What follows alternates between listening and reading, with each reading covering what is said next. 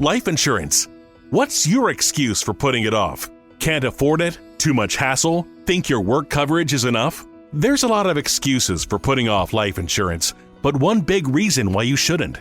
If the unexpected were to happen to you, who would pay the mortgage, the kids' tuition, and all the other bills? In a time of grief, the last thing you would want is for your family to have to sell the house and struggle to survive financially. At Ethos, we could get you covered in just 10 minutes and boom, family protected. Rates can increase the longer you wait, so no more excuses.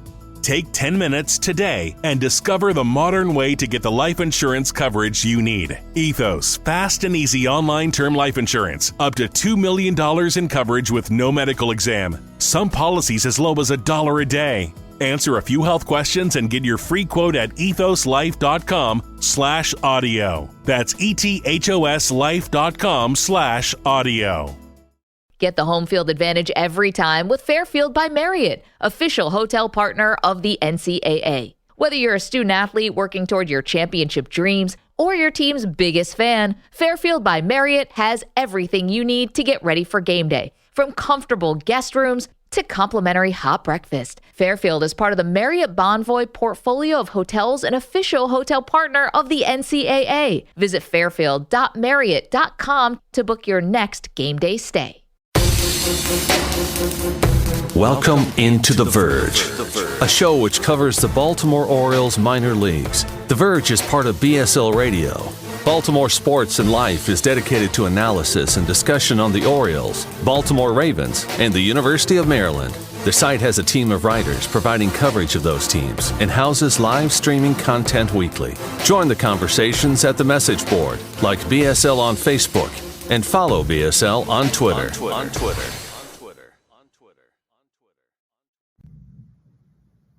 Want to make a podcast? Spotify's got a platform that lets you make one super easily, then distribute it everywhere and even earn money, all in one place for free. It's called Spotify for Podcasters, and here's how it works. Spotify for Podcasters lets you record and edit podcasts right from your phone or computer, so no matter what your setup is like, you can start creating today. Then you can distribute your podcast to Spotify and everywhere else podcasts are heard. Video podcasts are also available on Spotify. With Spotify for Podcasters, you can earn money in a variety of ways, including ads and podcast subscriptions. And best of all, it's totally free with no catch. Ever since we discovered Spotify for Podcasters, we feel like having options like video podcasts and Q&A lets us be more creative on another level. I highly recommend you give it a try. Download the Spotify for Podcasters app or go to www.spotify.com/podcasters to get started. Welcome to On the Verge. This is Zach Spedden, joined by Bob Phelan and Nick Stevens. We are all three back together for the first time in a couple of weeks here, and we've got a lot to talk about. Top 100 prospect list season is officially underway, and the Orioles are showing up strong in the preseason rankings with Baseball America and Baseball Prospectus, both ranking 8 Orioles on their top 100 prospect list. We'll get into that as well as our bounce-back candidates for the 2023 season. We each picked a hitter and a pitcher who we think will bounce back from either injuries or just overall struggles last year and deliver a big 2023. But first, as we start off every episode, we'd like to welcome new members of our Patreon community, and I'll turn that over to Bob. Yeah, 7 new patrons since the last show. I think is the answer to only have 2 of us at a time. Is that what's getting all these patrons to join up? But no, it's been a great turnout as we released a preview of our top 50 countdown, and we're getting right to the top 25 right about. So BJ Guntz, welcome aboard. Dan Reese, Brandon McBride, Jason Winterling, Dan Murphy, Eric, last name withheld, and Benjamin Enser. Thank you guys for signing up. And Ben, if you can be like Benjamin, you'll be a true hero because he signed up for the $10 a month AAA level for a year straight. So we're locked into at least doing this podcast for another year just to honor him. Well, welcome to all new members of our Patreon community, and thank you for those who have been loyal to the community and have stuck with us. We got a big season in store, and some signs of that come from the new top 100 prospect list. And Baseball America was the first one to drop last week as they put 8 Orioles on their list, starting with Gunnar Henderson, the number 1 overall prospect in baseball. He was one of 2 Orioles inside the top 10 as Grayson Rodriguez, ranked 6th. The remaining players that are on the list included Jackson Holliday at number 15, Colton Cowser, the 41st ranked prospect, DL Hall checking in at number 75, with Jordan Westburg one spot behind him at 76. And then Connor Norby and Joey Ortiz rounding out the group, with Norby placing 93rd and Ortiz 95th. Baseball Prospectus, meanwhile, had 3 Orioles inside of their top 10 list, including Henderson at number 1, Rodriguez 8th, and Holiday 9th. They then have Colton Cowser 38th, and then this is where it starts to get interesting. Kobe Mayo, who missed Baseball America's top 100 list, actually ranked 69th on Baseball Prospectus list. Jordan Westburg then checks in at 74th, followed by Connor Norby at 82nd and DL Hall at 95. So the big differences in the list come down in some ways to where players rank, and then others in the fact that Baseball Prospectus does not have Joey Ortiz inside its top 100, while Baseball America does not have Kobe Mayo in its top 100. So, Nick, I'll start with you here. Just looking at these lists overall, to see 8 players on both rankings, what does that say about the state of the farm system? The state of the Orioles farm system is great. Is that what you're supposed to say in the State of the Union address coming up? I was a history teacher. I should know this. Made my students watch that speech. But I think it's just really great to see the national media kind of catch up to what we've already known for a while, and that this farm system is deep and it's really talented. And from a national perspective, I just think the system has always been, the last 2 years or so, has been loaded with under the radar guys. And I don't follow other systems, so people always ask, why isn't this Orioles guy a top 100 player? And I can't tell you why. I'm not going to pretend like I know other systems. I don't know why this guy is lower when a lot of Orioles fans thinks he should be higher. I do know baseball is full of a lot of impressive prospects, and for the Orioles to have 8 guys on this list, 2 different lists so far, is a true testament to, I think, what the national media now thinks about these guys. And I also genuinely think that there are legitimate cases for at least 2 more guys to be on this top 100 list in the very near future. So I think it's awesome to see. We got 2 down, a couple more national lists to go, and I'm sure the Orioles will have 7 or 8 on all of those lists. So it's going to be awesome. I'm as confident as ever in the direction of this franchise. Some people, I think, right now rather fixate on books that are going to remain out of the public eye forever. I'm fixated on some really amazing baseball that we're about to watch in 2023. Yeah, just to piggyback off of all the correct things Nick just stated. There's under the radar guys. Radar's starting to pick them up now on a national level. They are hitting the radar for sure. And it's thanks for catching up. We're lucky enough to have been able to follow this development and drafting, scouting, player development throughout the past 3 years, and it's just gotten better and better and better. If you would have told me, okay, Adley Rutschman, number 1 prospect in baseball, he graduates. Gunnar Henderson, number 1 prospect in baseball, he's about to graduate. Jackson Holliday's a top 15, top 10 prospect already 6 months after being drafted by these 2 publications, and with an up arrow. And I think even either Jim Callis or the other MLB pipeline guy who we had on here, Jonathan Mayo, how could I forget Mayo? They both pretty much said, yeah, he could easily be the number 1 prospect this time next year.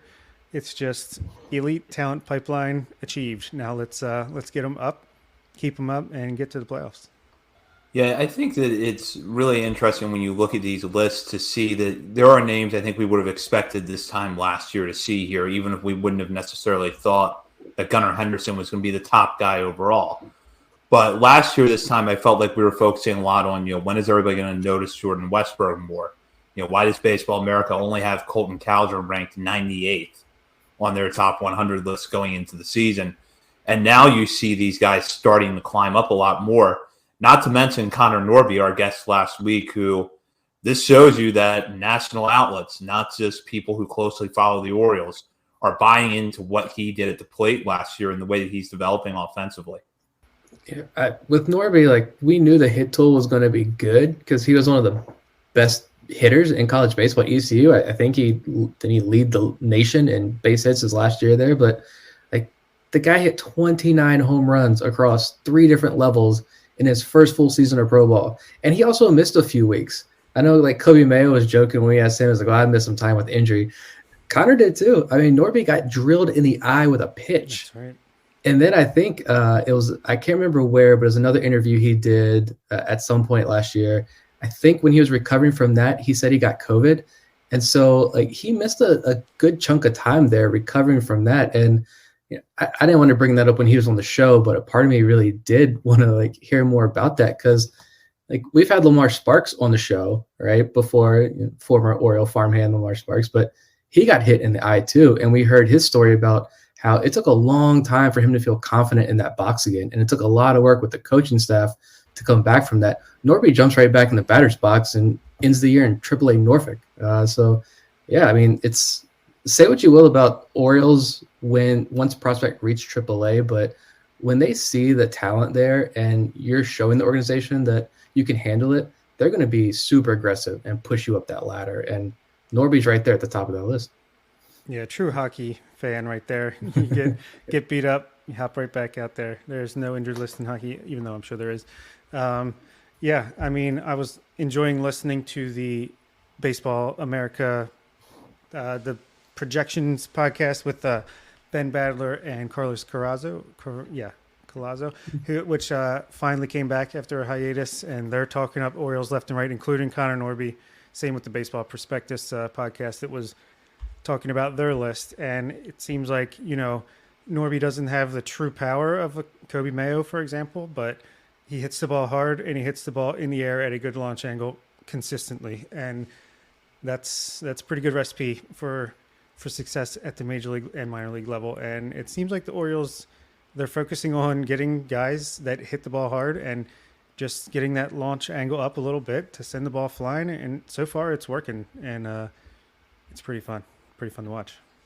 I do want to step back for a minute and look at Gunnar Henderson. I think that we've said a lot about how good Henderson can be. There's some interesting tidbits that Nathan Ruiz over at the Baltimore Sun wrote about last week. Adley Rutzman and Gunnar Henderson are the first prospects to be ranked as number one overall in Baseball America's list to have come from the same draft class. That has never happened in Baseball America's history before Adley Rutzman and Gunnar Henderson.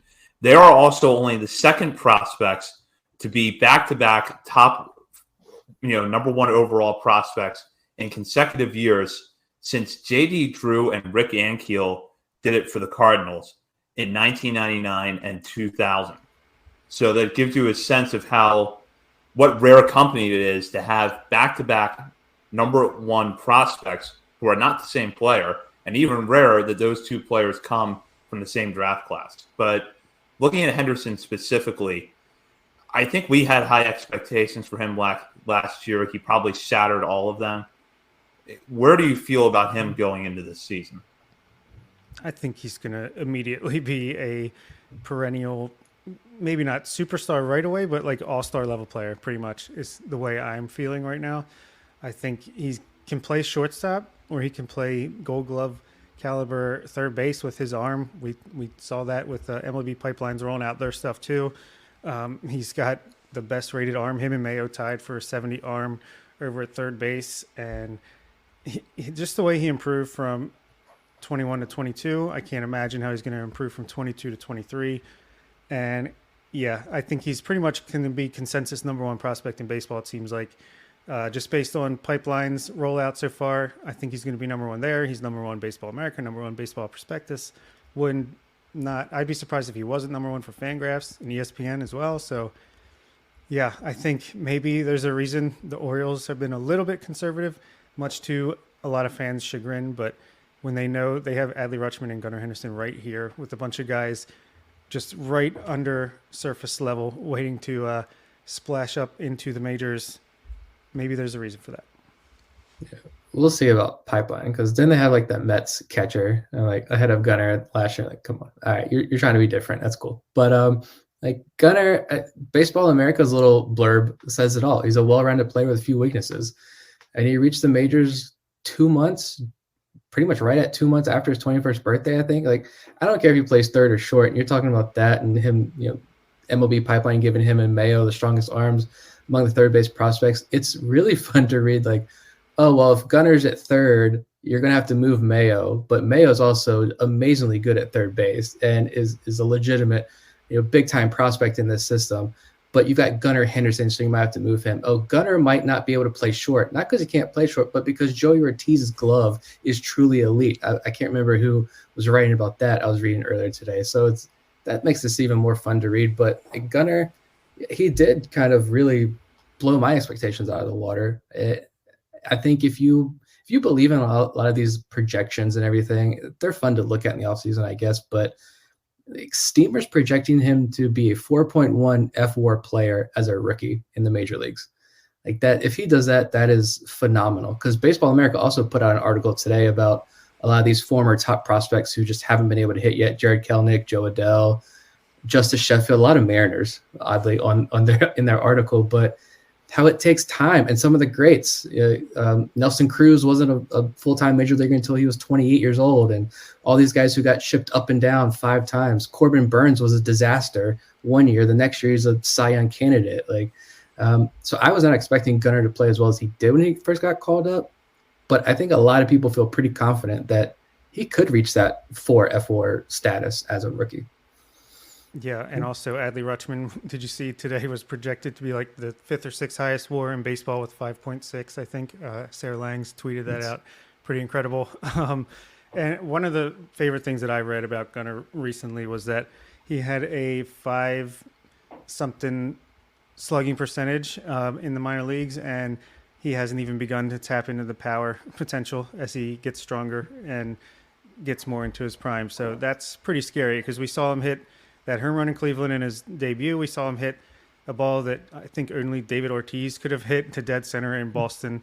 The power's already there. We've seen it to all fields, and if it's going to be even better, then, man, Orioles, enjoy the next 6 years because Boris might have a pretty good superstar here when his hands in a while.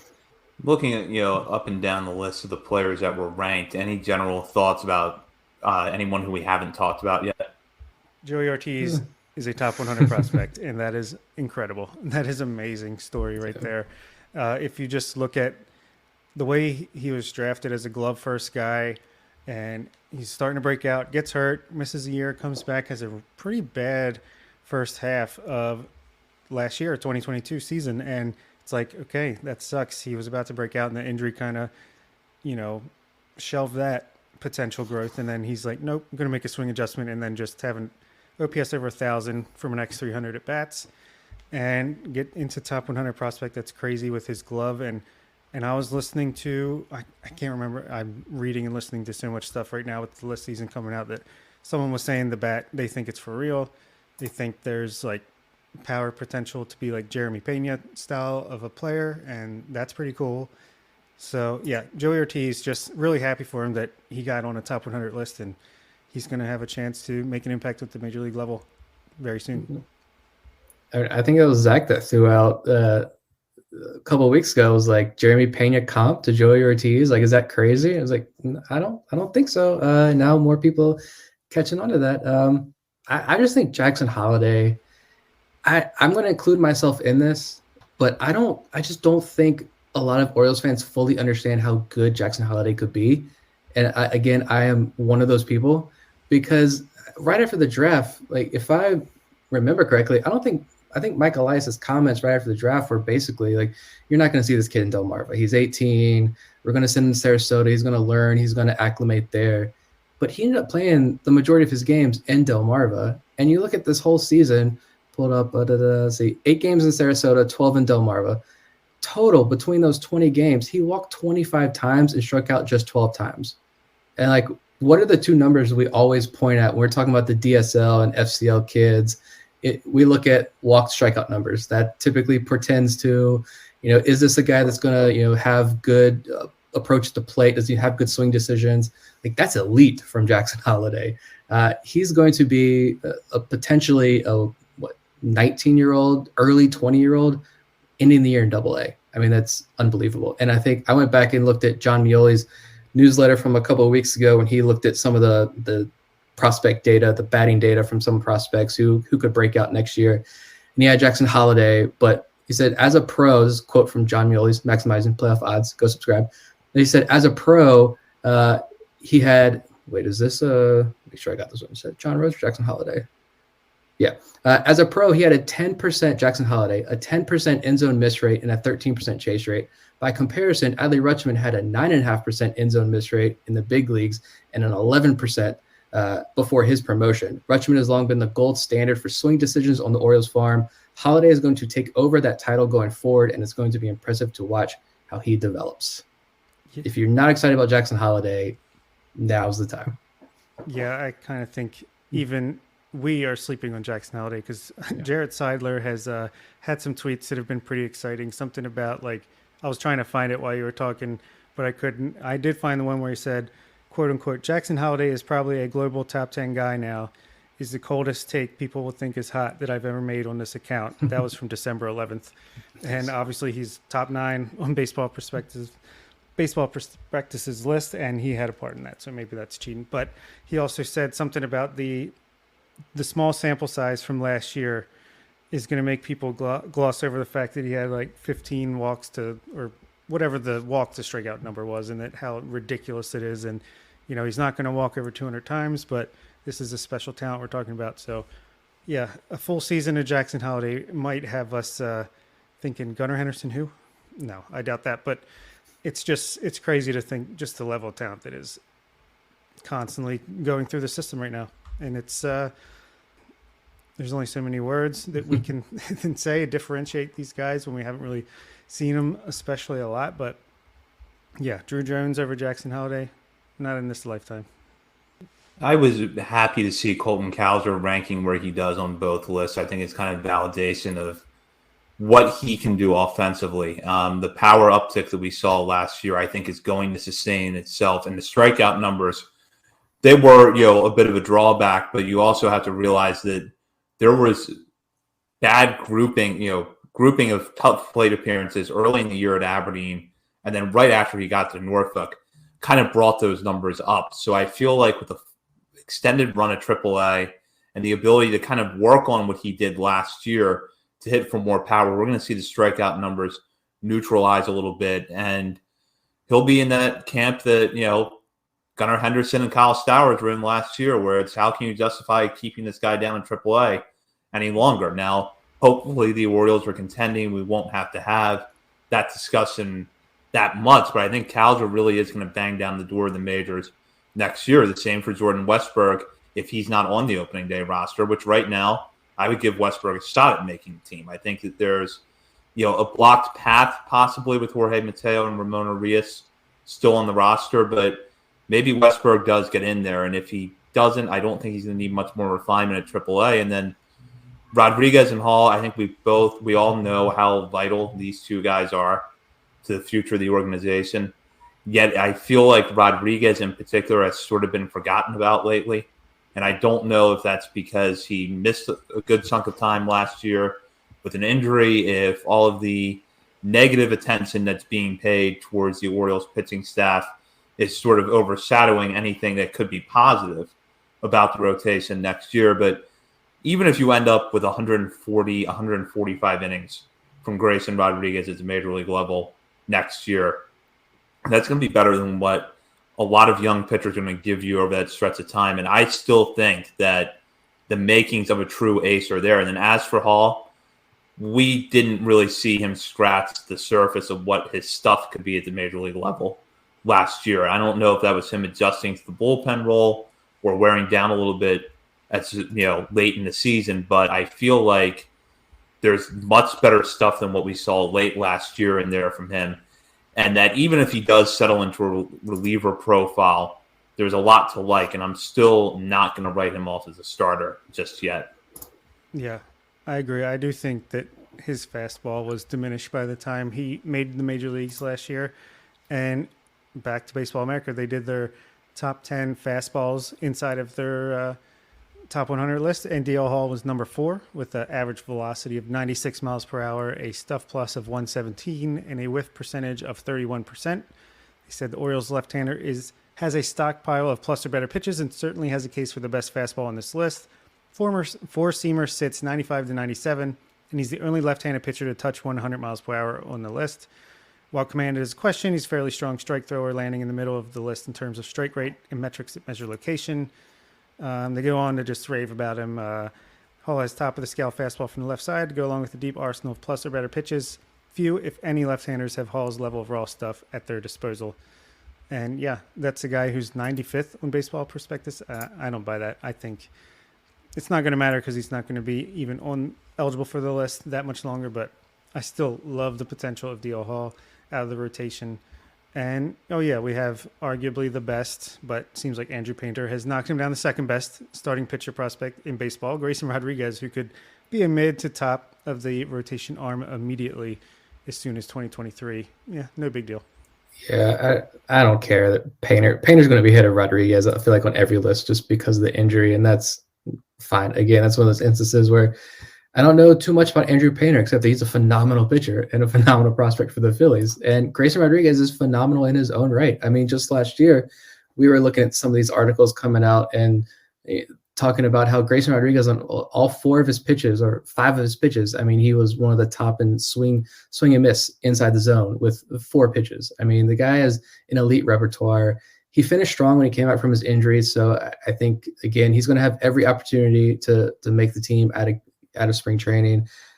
I could see a scenario where he does start in AAA Norfolk. D.L. Hall, I know some people have mentioned like he could start in Norfolk's rotation. Again, I don't see that happen. He's in the majors. I don't think D.L. Hall is going back down. Starter reliever, I'm going to give him every opportunity to be a starter. Like if you look, we've talked about this before.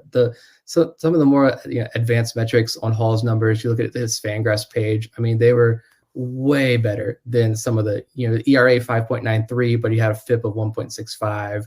Is still striking out 12.5 guys per 9 innings. The walk rate was actually not terrible. I mean, give him time to settle in. And remember, he didn't throw for 7-8 months. He did not throw a baseball. And by December, he started ramping up, or really just picked up a ball for the first time in December. And then by the end of the season, he's in the major leagues. So yeah, I'm sure his arm was just done. He was exhausted at that point.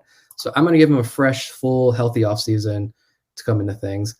But yeah, as far as anyone else on this list goes, I mean, you mentioned Colton Cowser. Cowser is honestly becoming one of my favorite prospects in the system because the guy just knows how to hit a baseball. You watch him live, you can just see everything, him processing everything in his mind, and it just looks so easy. I've mentioned before just his ability to all right, this whole idea of, well, just take what the pitcher gives you. Yeah, it's easier said than done. Colton Cowser really does make that look easy a lot of the time. And I also just love that it's Jackson Holliday is getting all this high praises. He's probably going to be the number 1 overall prospect in baseball before too much longer. And when that pick was made, it was like, but Tamar Johnson, but Drew Jones, but when Colton Cowser pick was made, it was why Colton Cowser? We're seeing why pretty early on too.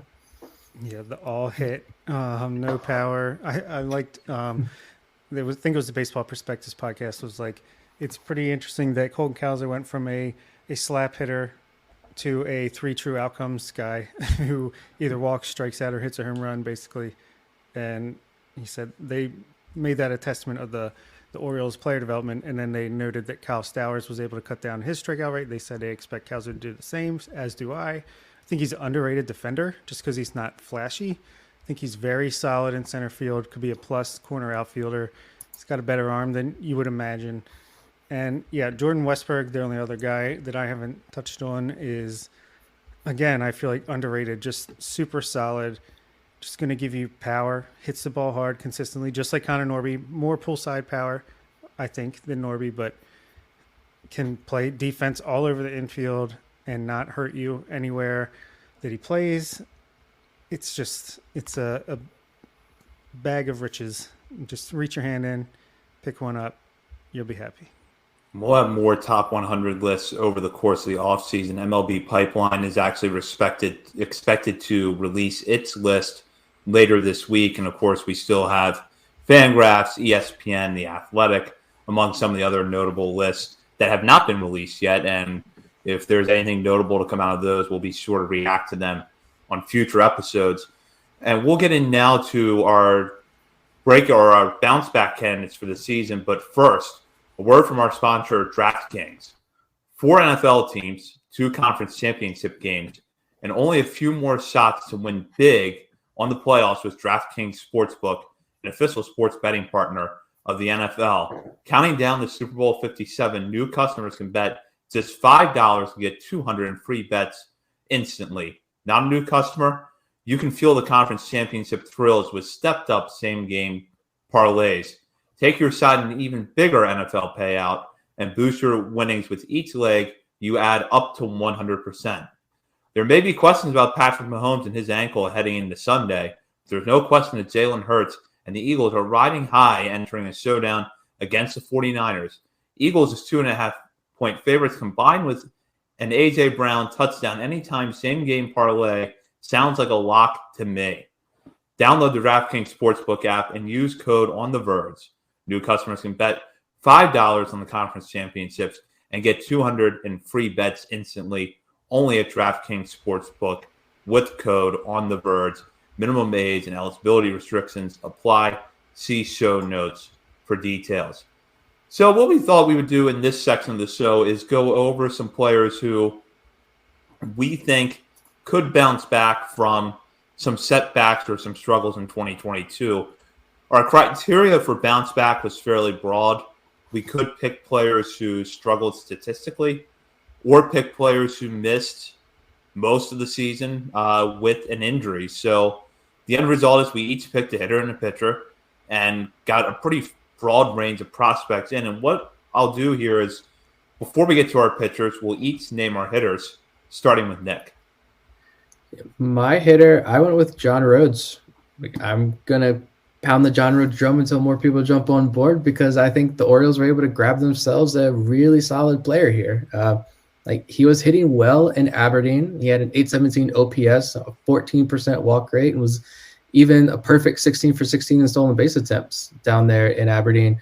But I think at one point, he was even labeled the most athletic prospect in the system. That still may be true, but he got promoted to Bowie, and I thought he was really going to take off, but then it just didn't happen. Only got in 25 games with the Bay Sox. And I think there was the wrist injury. I think there were some other injuries as well, and they just probably lingered. And I think that prevented him from doing just too much in Bowie. So when you talk about making good swing decisions, that term that the Orioles are preaching, John Rhodes is your guy, and the data is all there. John Muley put a lot of that data in his newsletter article. John Rhodes is your guy, and now he's got him, Joey Ortiz, Adley Rutschman were some of the leaders in swing and miss rates as far as the lowest swing and miss rates in the organization 2 years ago. We just need him to stay fully healthy, and let's see if he can bounce back in Bowie next season. Yeah, I was going to take John Rhodes if he wasn't already written down by the time I got to the spreadsheet that we put together. But I went with Cesar Prieto, who, just the way he started in Aberdeen, I think he had 6 home runs in that first month, just hitting the cover off the ball.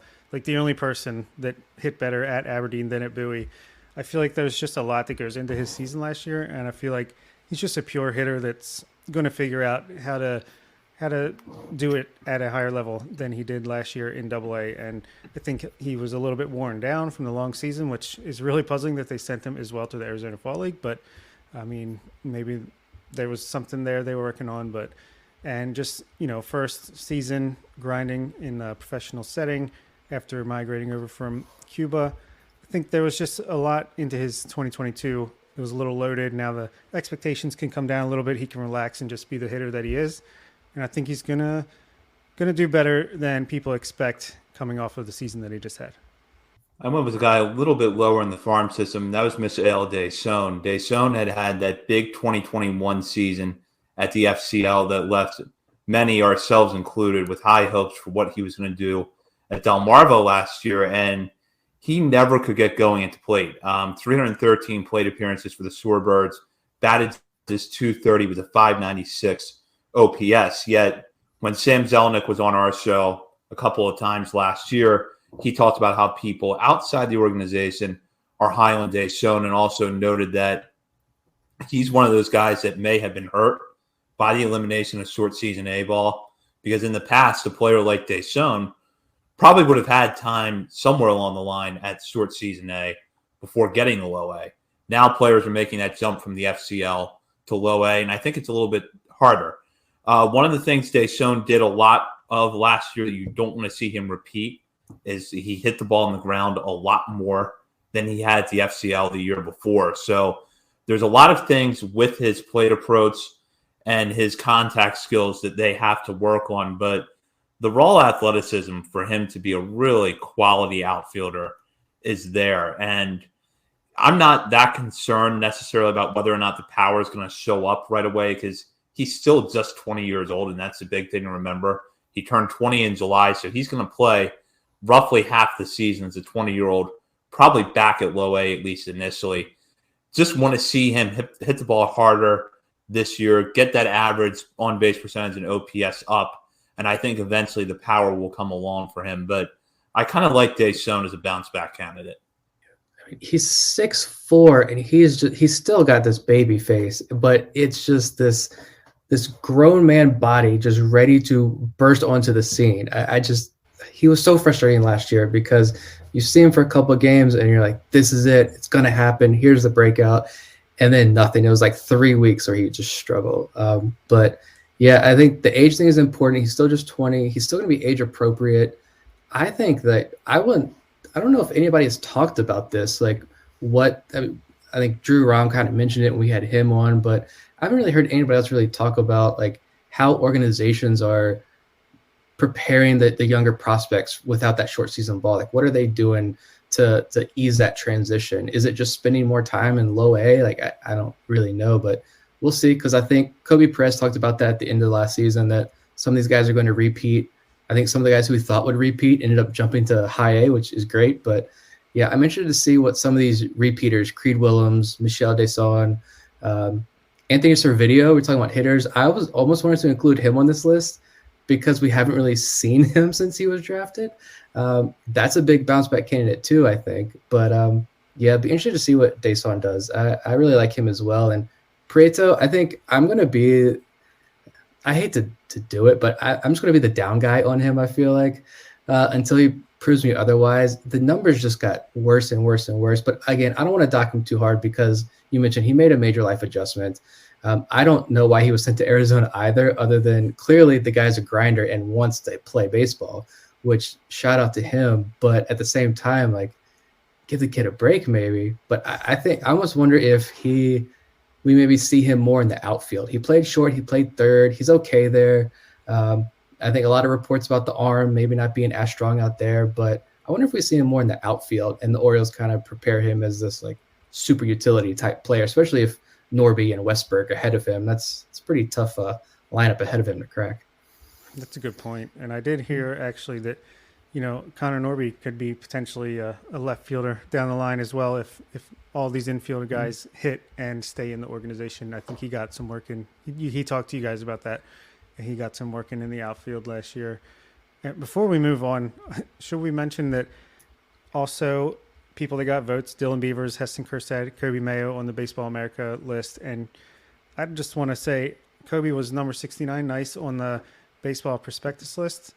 I think he'll be top 50 universally by the time midseason rolls around. And yeah, I think he's going to break out in a big way. But he seems polarizing. The more I hear people talk about him, it's either you're on the Fangraphs Baseball Prospectus, because I know Fangraphs, I forget where he ended up in their updated version by the end of last season. I feel like he was close to being a top 50 guy on Fangraphs list, but I feel like people see that power, they see the defense at third, and you dream on that. You heard since the draft time the Austin Riley comps, whatever we know I feel about comps, but he could be a big time perennial all-star third baseman. But at the same time, so many people, because the injuries, because the numbers in Aberdeen maybe didn't stand out, I think a lot of people want to see more. I think they are going to see it. But I have seen some interesting Kobe Mayo takes over the last week or two. People don't like the swing. The contact was quote unquote trash, what I saw one person say. Don't believe that. If you're skeptical a little bit, I understand why, but nothing about his game is trash. My dude has put on like 20 pounds of muscle since the offseason began. So if you thought he was hitting long home runs last year, wait till this year. Yeah, I think that by the beginning of July, a lot of the skepticism around Mayo, such as is left, is going to start to dwindle. Kind of like what we saw with Henderson last year. I think you had some doubts about his game going into last season. Then it started to kind of go away a little bit when he got off to the hot start at Bowie, and then it completely vanished after a couple of weeks in Norfolk. And I want to go back to our discussion about the bounce back candidates to add in a couple of things here, which is one, I'm really interested to see what John Rhodes can do with a healthy and extended run at Bowie. Prieto, to me, kind of feels like an atypical Orioles hitting prospect in the respect that he doesn't hit for a lot of power. We saw him hit for power at Aberdeen, and he doesn't walk very often. But good bat-to-ball skills, so there is a foundation there for him to get better next year. And then Anthony Servideo, the only really extended run that we have seen him since he's been drafted back in 2020 was the early part of the season of 2021 in Delmarva. In that stretch, he played in 20 games, 92 plate appearances, had 28 walks compared to 26 strikeouts. I think that total either led or was close to the lead overall in minor league baseball at that point. And he had an on-base percentage of .489. So he was well on his way to getting a early-ish season promotion to Aberdeen, I think, before he got hurt. So I really do want to see him healthy for 2023. Get out there and show what he can do, because that's an interesting skill set when you combine his plate approach with his versatility, his athleticism in the field, especially at shortstop. He's an interesting prospect that unfortunately we haven't seen much of the last 2 years. Yeah, he walked so Silas Ardoin could run in the FCL at least. I know he walked like a million times in limited plate appearances, but yeah, it would be nice to see him just be healthy. That's almost like him and Carter Baumler, both from that same draft. Like, I just spoiler alert, I just talked about Baumler on our top 50 countdown, and basically it was just like, stay healthy. That's all we want this year. Just stay healthy, get a full season in, and then let the rest take care of itself. And I feel like Servideo is a little bit like that on the offensive side, where I still think he could be a very solid middle infield prospect. Maybe, a better version of Caden Grenier that maybe could hit a little bit, walk a little bit. But yeah, he's got to stay healthy. He's been around long enough he has to prove that he can stay healthy. That's almost as much of a skill for him as anything else right now. Yeah, and I just go back to right after the 2020 draft. It was Fangraphs again who said the Orioles walked away from that draft with 6 guys who had legitimate traits and could legitimately be future major leaguers. The only organization that walked away with 5 or more guys like that. And Servideo was definitely part of that. Questions about the bat when he was at, I always get this confused. He was at Ole Miss, right? Yeah. I believe so. With the Ole Miss, hair, Mississippi State. I always get them confused. Him and Westberg and where they went. He was at Ole Miss. But yeah, it was the bat for real at Ole Miss, and before the pandemic ended the 2020 season, like the numbers were insane, but that's against non-conference schedule in February, early March. So was it legit? I think a lot of people did think the bat was legit, and he was showing in that small sample size that I think it definitely was there. So yeah, hopefully he's healthy next year and plays. We just need to see him on the field because it's been a long time. We'll go to our pitchers now, and I'll start with Bob, who has a guy that was seen not just by us, but by a few outlets in the baseball prospect industry as a potential breakout candidate last year after a promising 2021, but unfortunately he saw his season limited because of injuries. Yeah, Brandon Young is who we're talking about, and that's what the point I was going to bring up. Like this time last year, we were like, get ready, Brandon Young season coming. We were pretty high on him, I feel like, coming into the 2022 season. Started out okay, but his peripherals were really weird. Like he was walking more, striking out less than he was the year before. And what do you know? He gets hurt.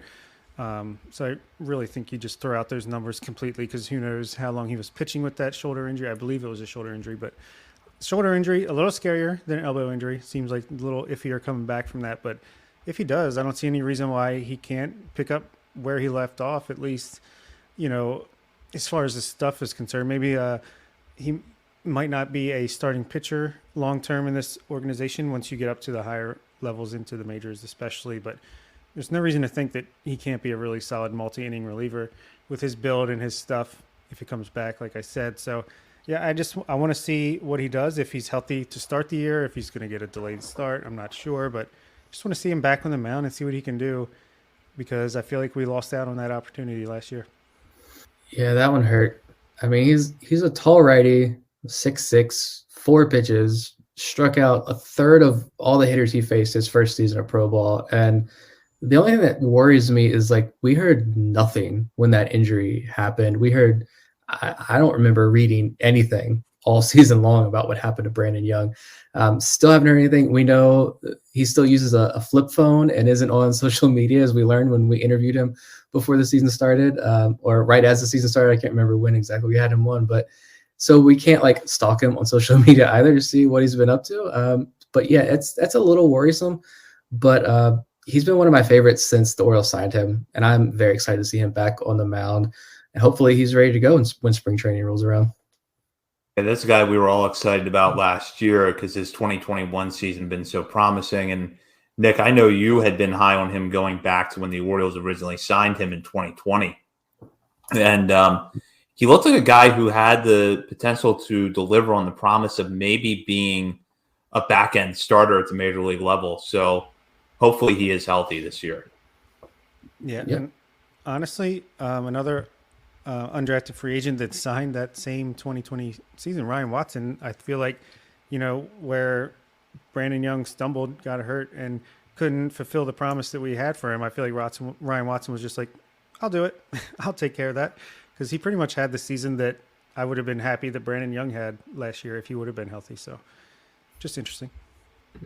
And all of those guys would have been drafted, fairly certain. They would have been drafted in those same rounds, those same areas of the draft where look at the pitching prospects from last year's draft class that we're hearing more tidbits from about, the fastball movement or the profiles on multiple pitches and how these are guys the org is really high on, potential breakout guys.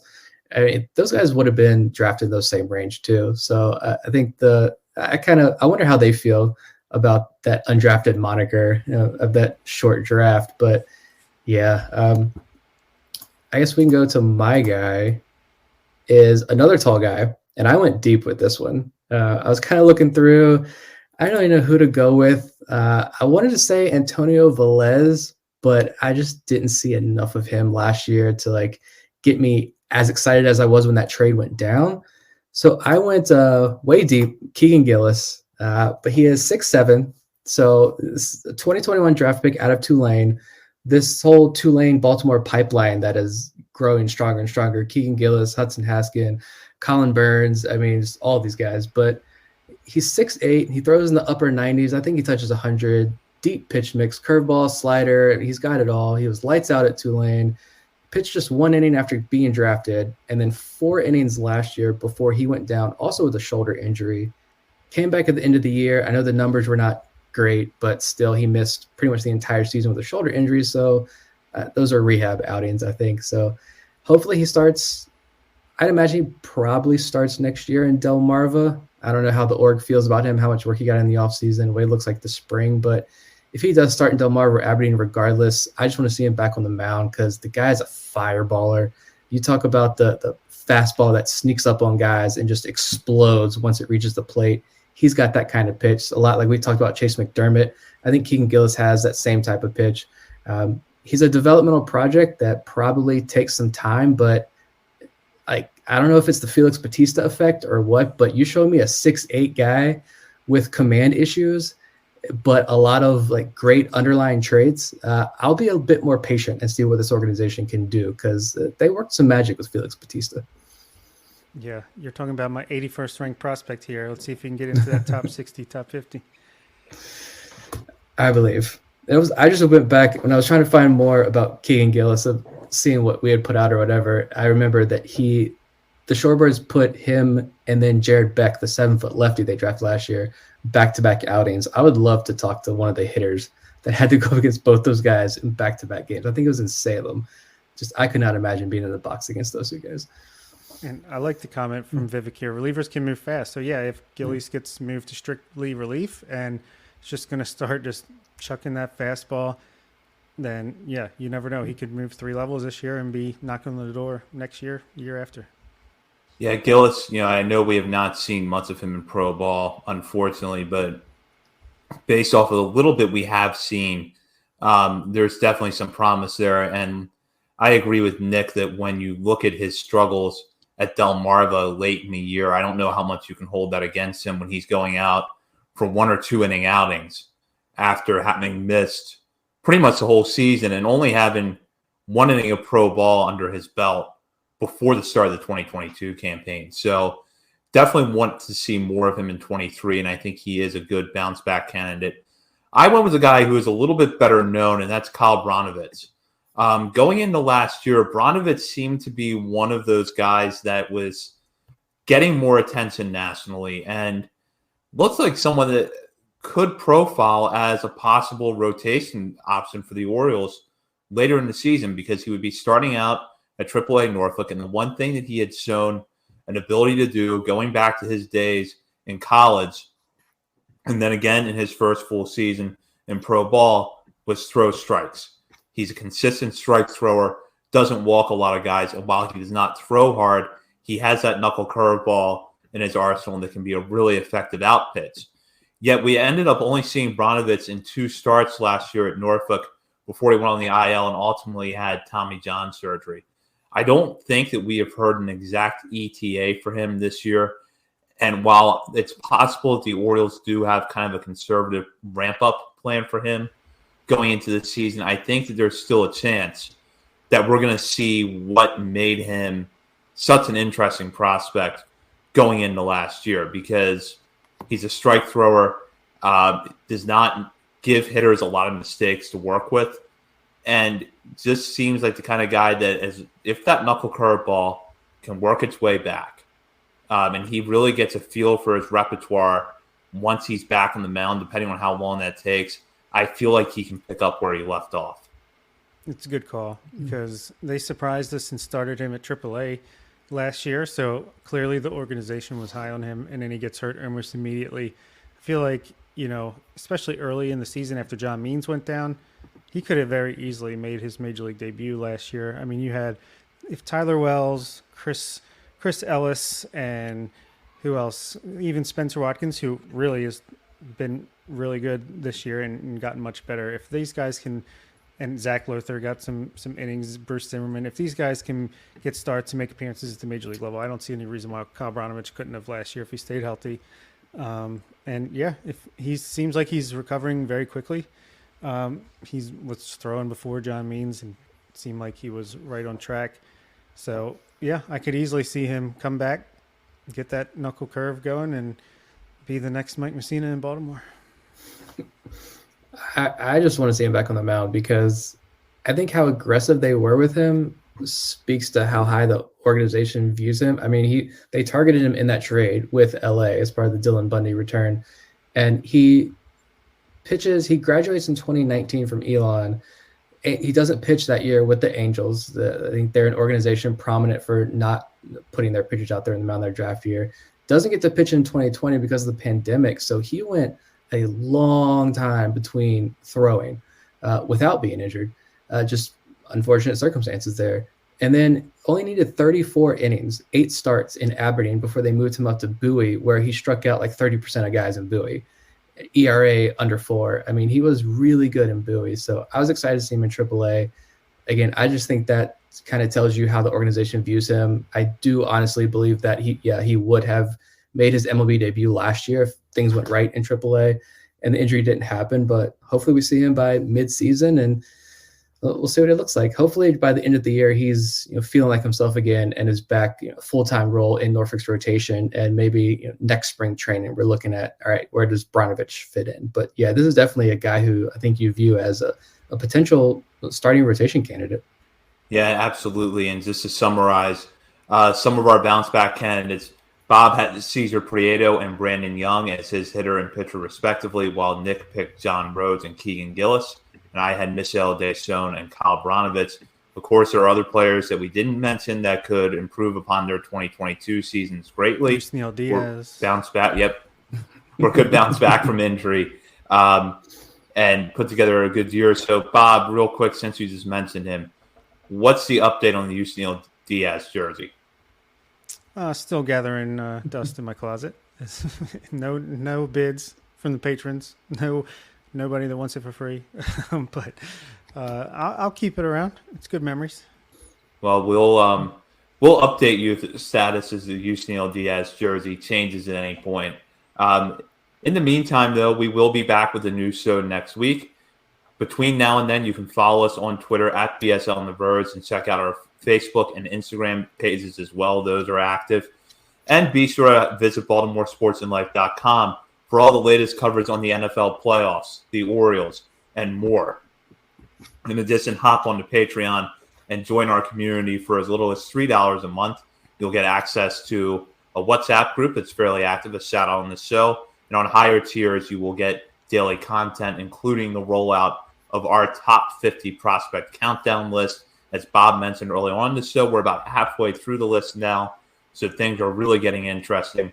And a quick shout out to Ryan Watson, who agreed to have an exclusive interview with Bob last week, which went out to patrons first and then went up on our main feed. So if you've not listened to that yet, be sure to check that out. Ryan shared a lot of great insight. It was a really good interview. So certainly rooting for him next year. For Bob Phelan and Nick Stevens, this is Zach Spedden. You've been listening to On the Verge. That'll do it for this week's episode of On the Verge. Be sure to check out our Patreon page where you can help show your support for the show and get bonus content, including monthly top 50 updates to our prospect list and daily game recaps during the season, and much, much more.